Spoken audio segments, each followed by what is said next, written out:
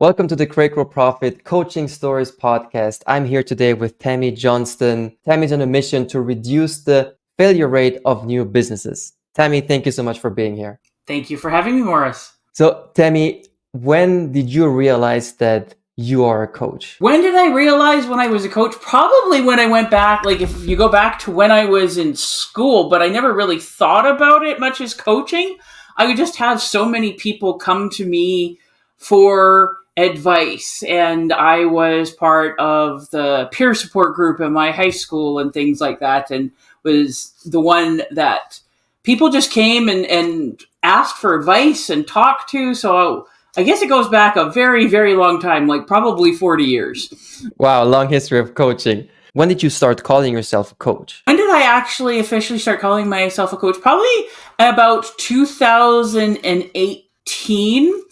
I've been coaching, been doing the business coaching in my business for, well, it's coming up on 22 years, but it was just something that I did on top of what I was doing. And then I started thinking, you know what? No, I need to kind of focus a bit more on it. So in 2019, I actually split my business in two. So I have my first business, and then I started KSA in 2019 officially. In your first business, you already were doing coaching. You just didn't call it coaching. Was that it? I didn't call it coaching. So my background is actually in financial services. So I've been in financial services for 32 years.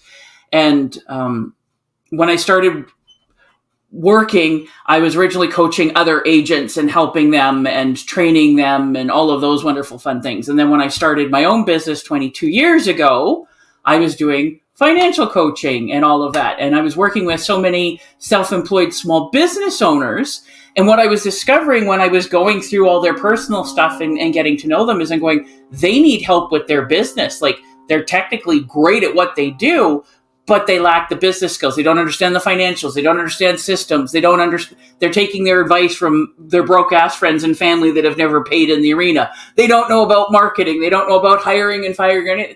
And I'm going, I have a greedy, motivated self-interest to see them do better in their business, because broke people can't afford investments or insurance, which is the stuff I get paid on. So I started helping them with their business, and their businesses started to take off. So they're telling their friends and their colleagues and stuff. So I started getting more and more people coming in, and in very short order, I'm going, okay, I can't do this all one-on-one anymore. So I designed my first small business course and started putting people in that way. And then it just kept growing and growing and growing. That's amazing. So you identified a need for your clientele back then, and that was coaching, and that's how you launched your business coaching business, right? So what is it you do today exactly? So what is it I do today? So I focus on working with what I call baby businesses as early in the journey as possible. Like idea stage up to about 2 years is where I target, because that's where most of the businesses fail. And most fail not because there's a problem with the product or the service or that the owner isn't working hard enough.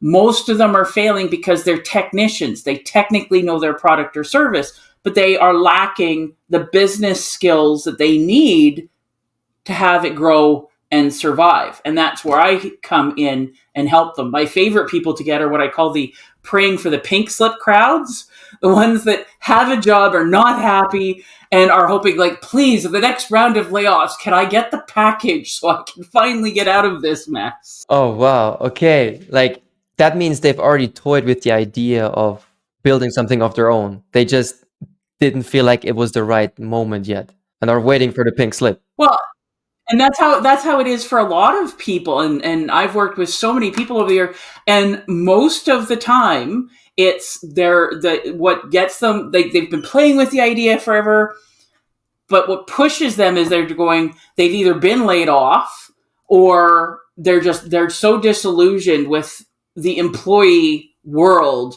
that they just want out. But it's challenging to do, because we think that we're secure when we have that job, because we have that steady paycheck until it disappears. You've either been fired or laid off, or you just can't take it anymore.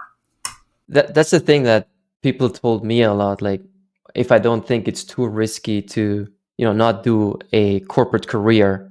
But, I think especially in recent times or modern times in general, it's not that people stay in the same career anymore for a long time either. Like people continuously switch companies.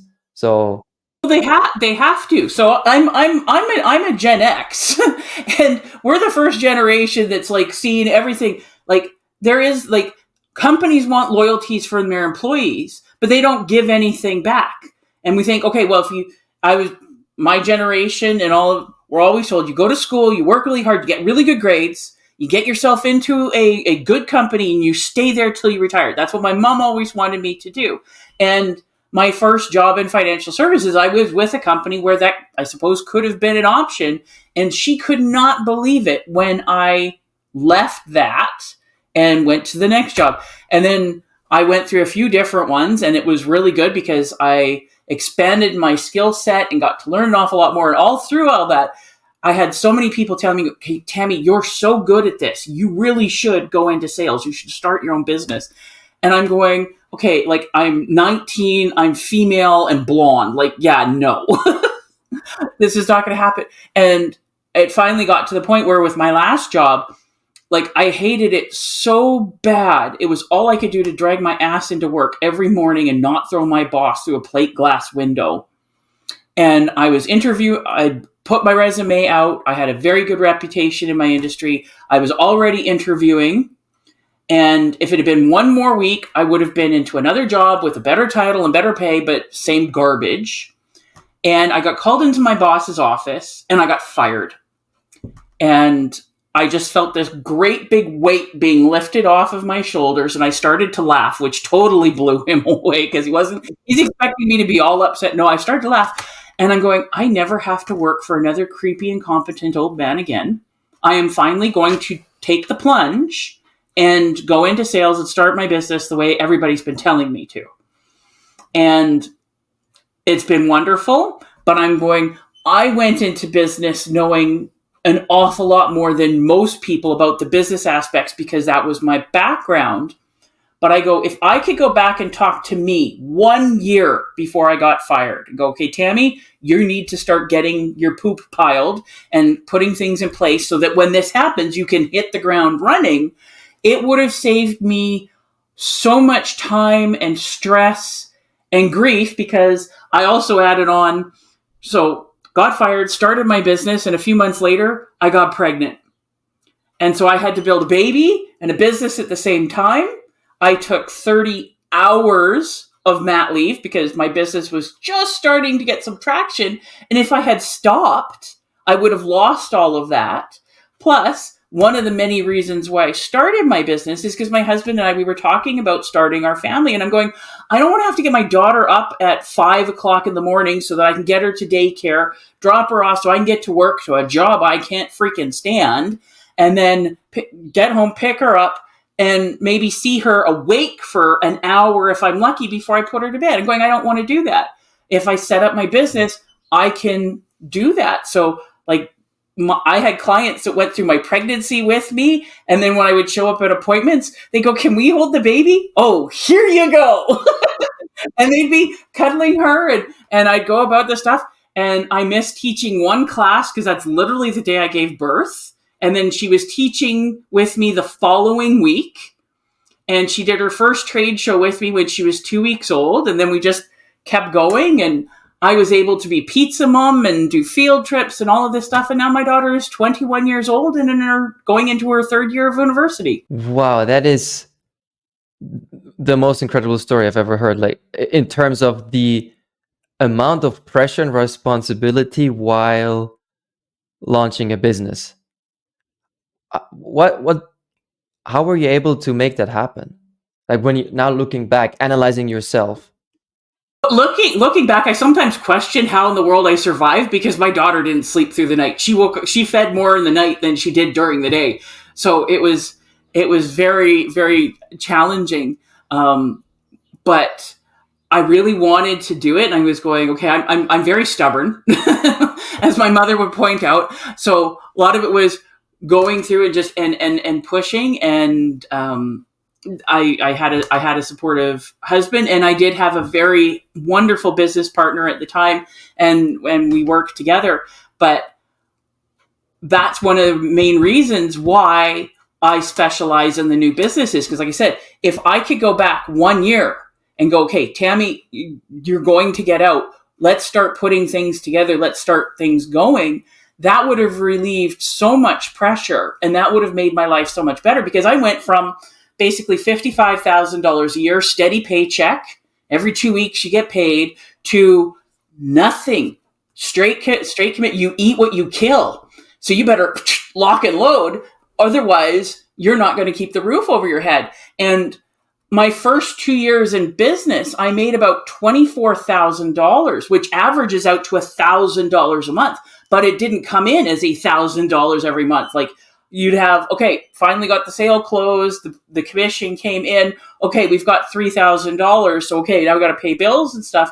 And the next month, well, that hasn't closed yet, or somebody didn't press the button so you get paid, so maybe you've got 200. So it was really stressful to begin with, like really stressful. But if I had known and put like my marketing plan together and my systems and how am I going to do it, and learning how do you structure your day. Like, I had the extra stress of having a newborn, so I had to work around her. But so many people they going, well, I'm used to having my boss or other people telling me what I need to do, and now I have the control, but I'm not sure what I need to do. So they get busy doing the things that they like to do or that's fun to do.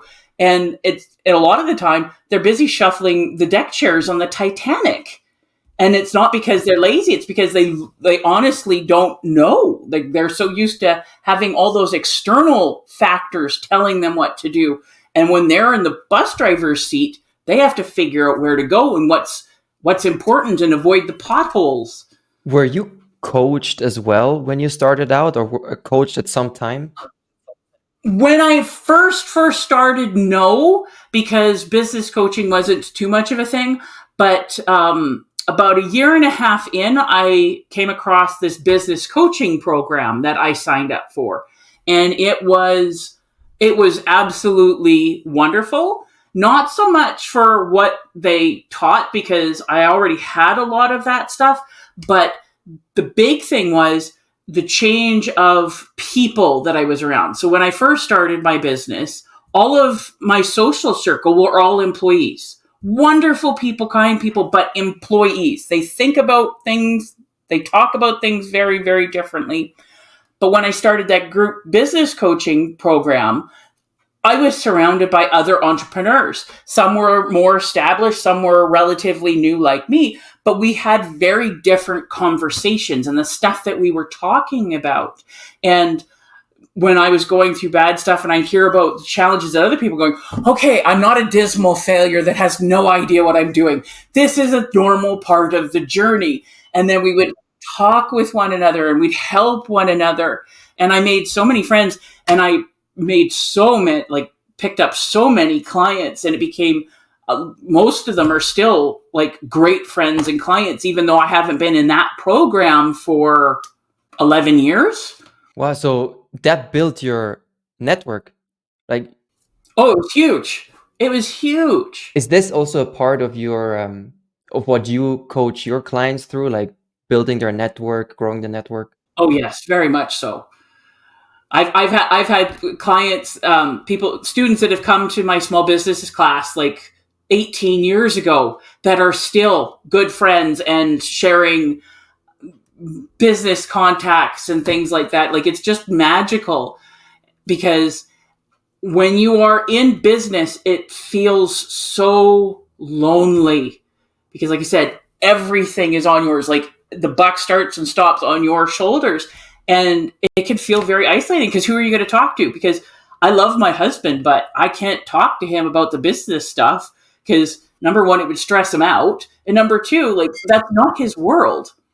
It's not his world. So having my business friends that I can talk to, and we can get together and we share what's going on and the things that we're learning, and it pumps us up. And then the things that we have shared, like, okay, I'm having a little trouble. Oh, well, I found this program or this person and stuff, and they've helped me get through that stuff. And that's what I bring to my clients. Like we need to connect. We need to work together. Competition isn't really a must. It's collaboration. Do the best that you can. Keep learning, keep growing, and get the support, because no matter how wonderful and brilliant and strong and independent you think you are, you cannot do it on your own. Yeah, that was definitely my pitfall when I started out. I was exactly that person who prided himself on figuring things out by himself and doing things alone, like. Well, we can, but it takes an awful lot longer, and damn, it's expensive. Yes, it perfectly said. It's longer and more expensive.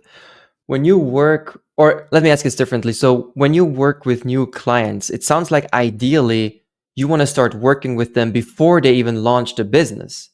If at all possible. But I've worked over my 20 plus years of business coaching. I've worked with everybody from I have an idea and I want to see if it's something that I can run with, to I've been successfully running my business for 35 years, and everything in between, and all sorts of businesses. Like I have clients that have lots of employees, and I have a lot of solopreneurs. I have tradespeople. I have medical people. I have people that have storefronts. I have restaurants and breweries and like everything in between, because the basics of business are the same no matter what.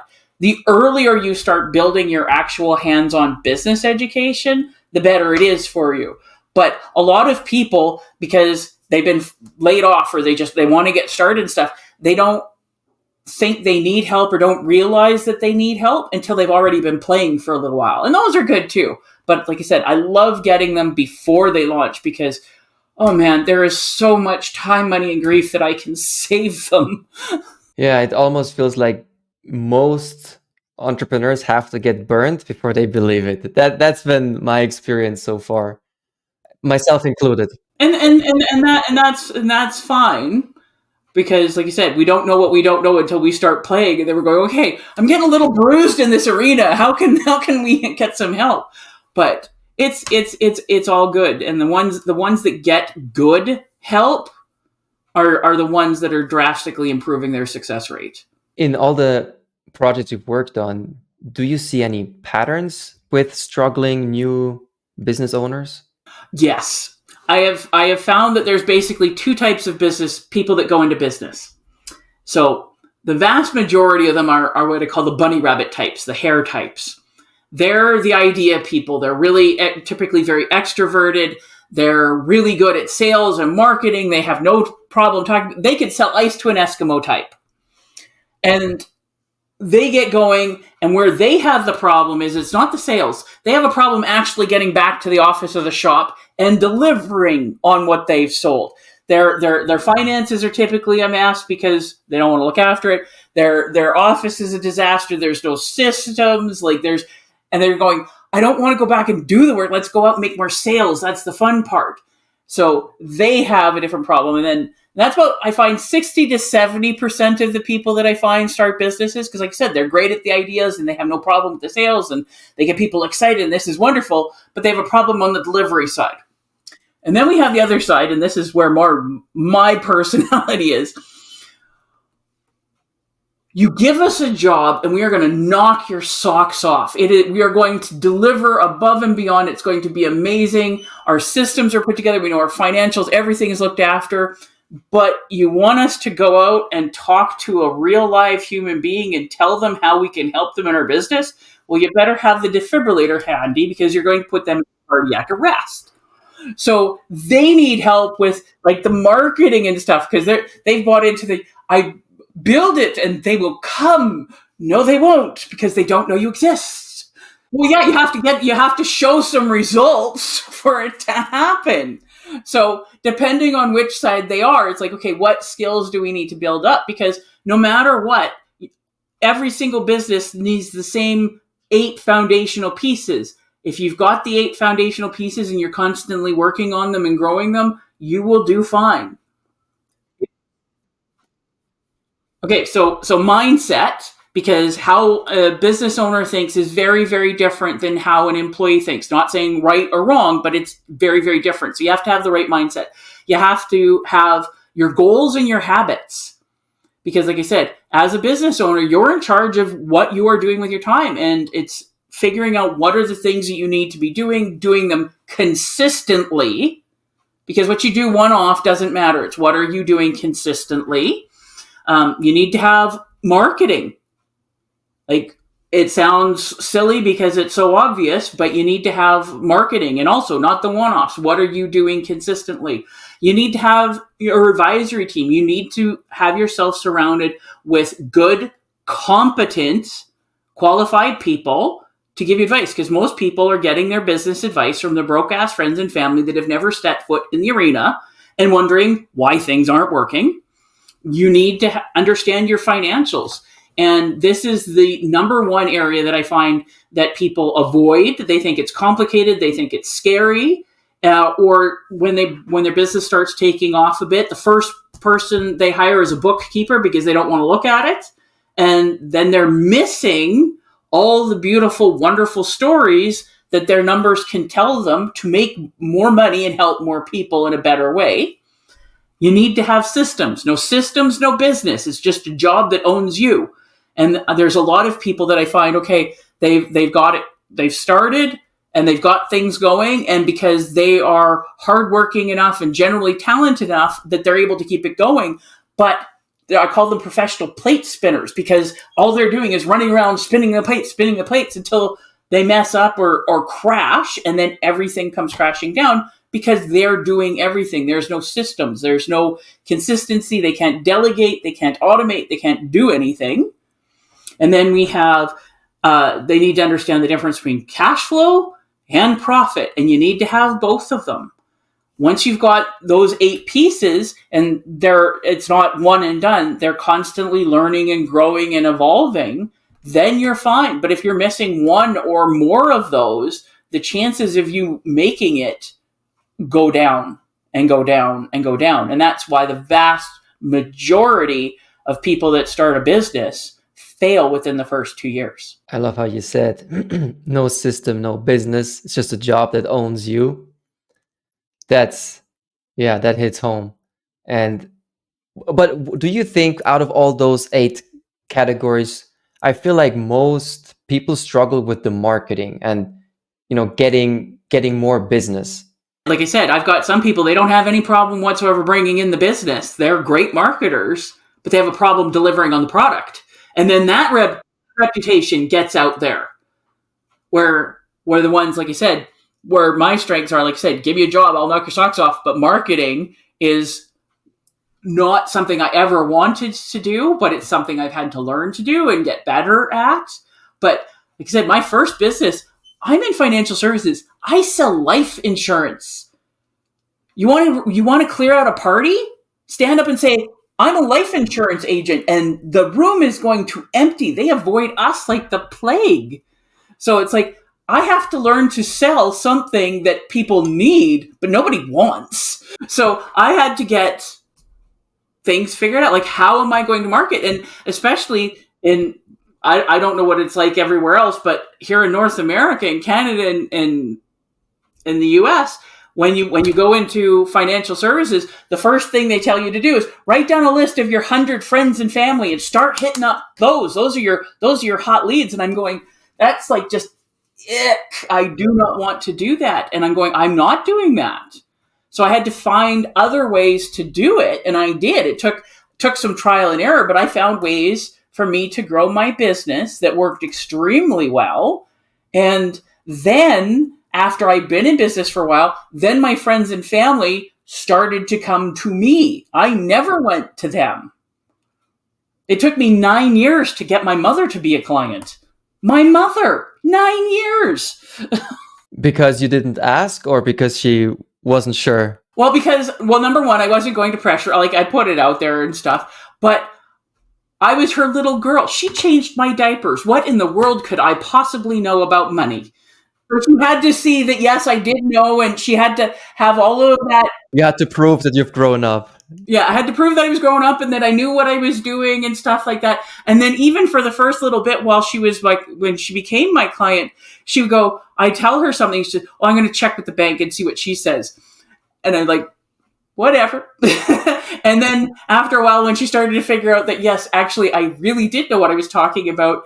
If she'd go into the bank or do something and the bank would say something, then she'd come and check it with me. She goes, yeah, I figured they were lying. I've been listening. How much of your marketing do you do online and how much do you do offline or like local in person?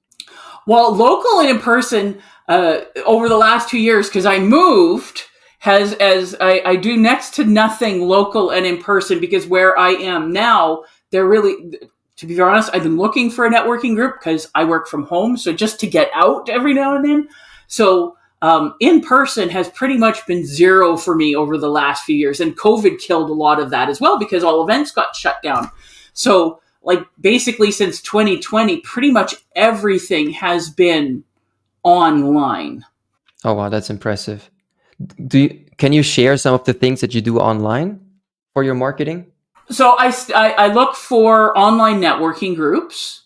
So there's a few that I go to because it's a good opportunity to be talking to people. I do a lot of podcasting, like a lot. In the last 2.5 years, I've recorded more than 300 podcasts. Wow, as a guest or as a host? As a guest. As a guest, amazing. Yeah, I've been a guest on more than 300 podcasts, every continent except South America. I'm feeling a little left out. That's one of my goals, to get a podcast that's being recorded in South America, because I've done North America, Europe, Africa, Asia, Australia, New Zealand. The only one I haven't hit yet is South America. And I'm getting more. Oh, we need to find you a podcaster in South America. Yeah.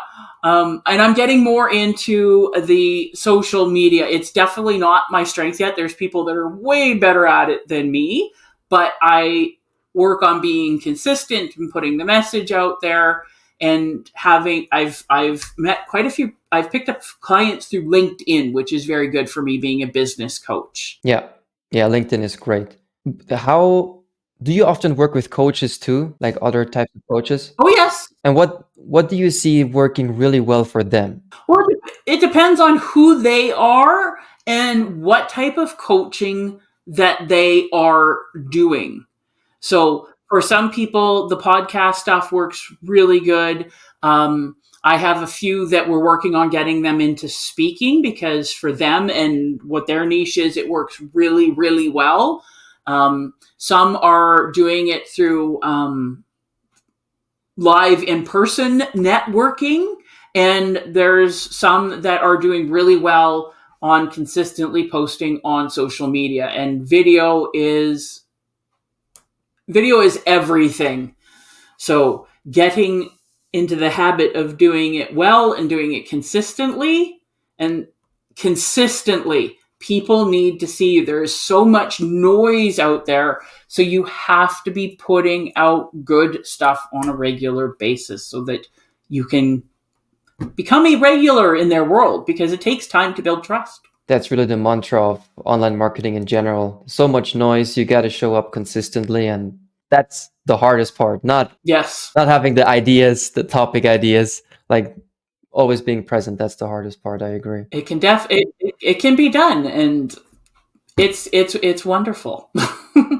Do you have a client story that somebody that you've coached through that really represents kind of what you want to achieve with your business? Oh dear, that's a hard question, because there are so many different ones that I've worked through over the years.